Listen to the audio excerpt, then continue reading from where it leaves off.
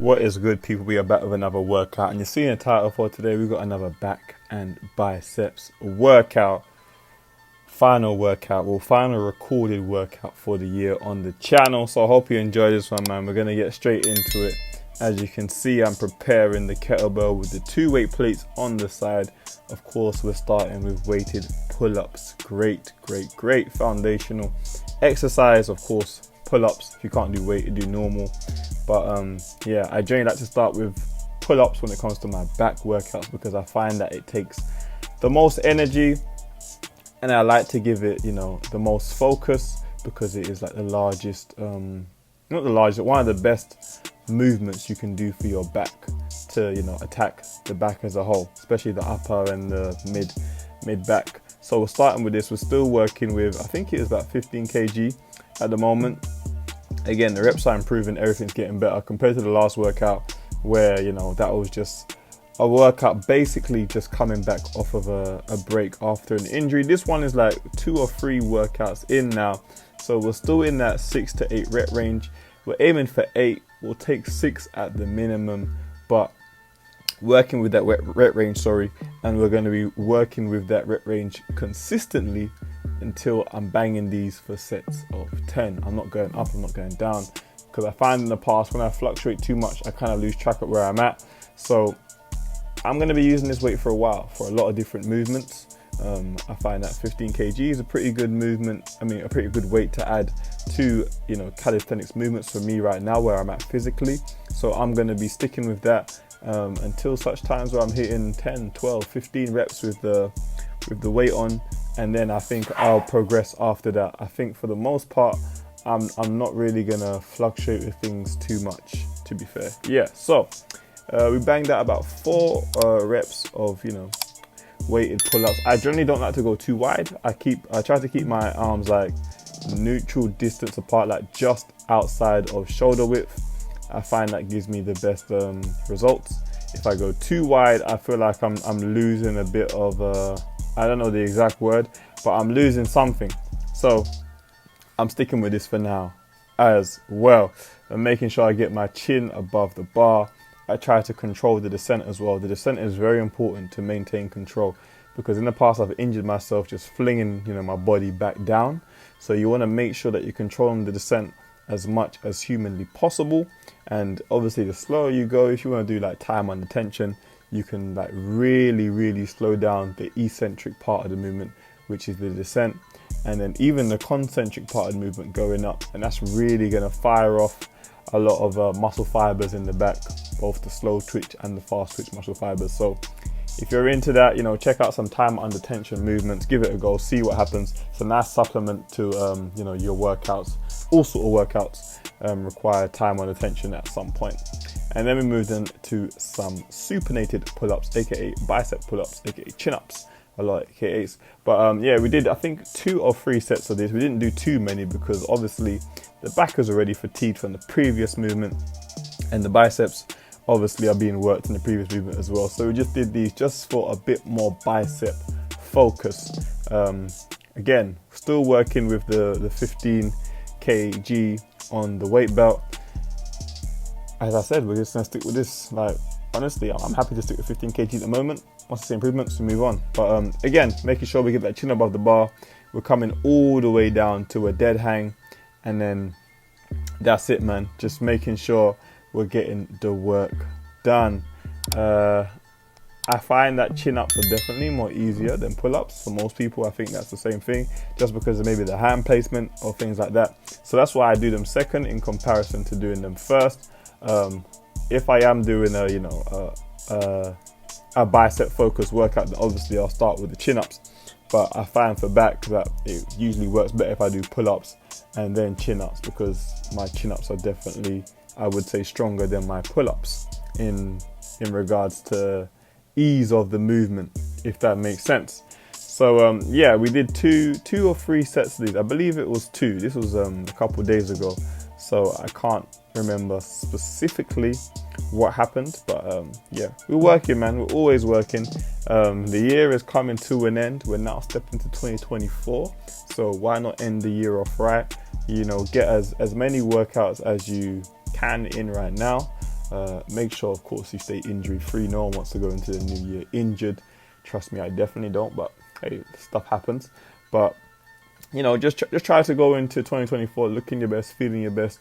Of course, you're gonna eat and drink or whatever if that's your persuasion more than usual, but just try to go in your best, man. Now, this was my weighted bodyweight rows. I don't know what happened with the form on this one. The form is atrocious. I don't know why my hips / buttocks is sagging like that. Again, I don't know what was going on. Maybe I wasn't fully focused, or maybe I didn't set up correctly, but that is poor form. And I left it in to show you the poor form. And you're going to see in the next one how slight movements to the body can show better form. As you see now, I tuck in, there you go. I tuck my lower back in, I keep my body streamlined, and I pull up to my chest. Now, there was nothing wrong with the pulling in the previous set, but the body shape was all wrong. As you can see, I seem a lot more straight in this one, and I'm targeting the muscles. I'm also activating my core.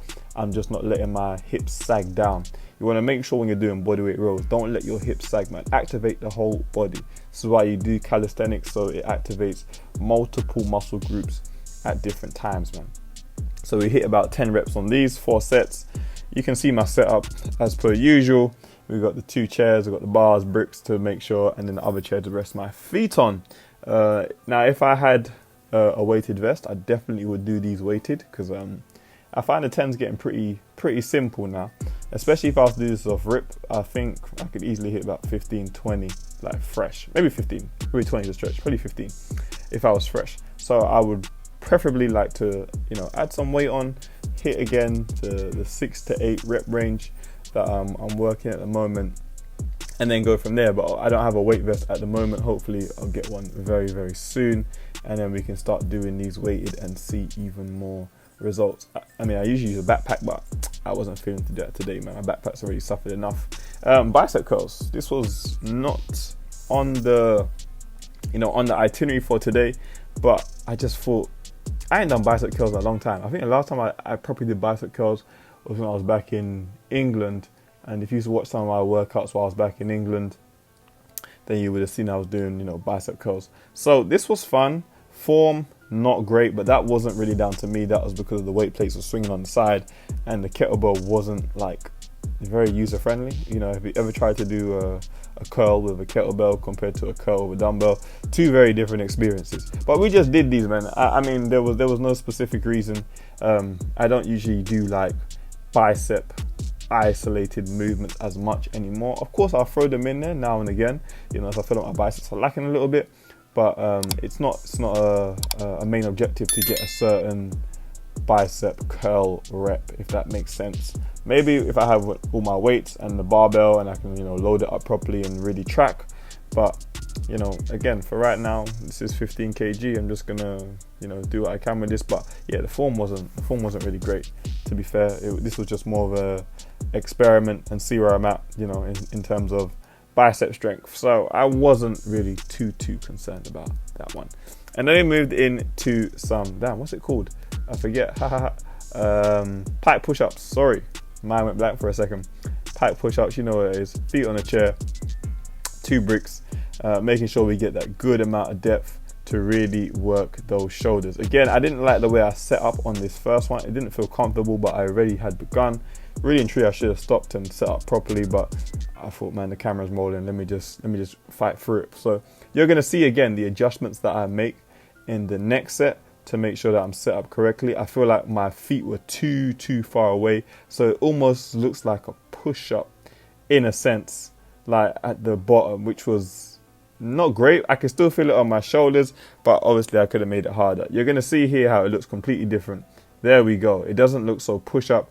You can see my shoulders working a lot more, and the movement is correct. It's all about learning it as you go, and then once you figure out the movement pattern correctly, then you can kind of adjust and say, okay, this doesn't feel right. I'm in the wrong body position. So, I'm going to change what I'm doing to get the maximum results. And of course, it's going to take time. The more you do it, the more that, you're going to perfect the movement and obviously the movement pattern as well. But yeah, for the most part, learning, growing and evolving.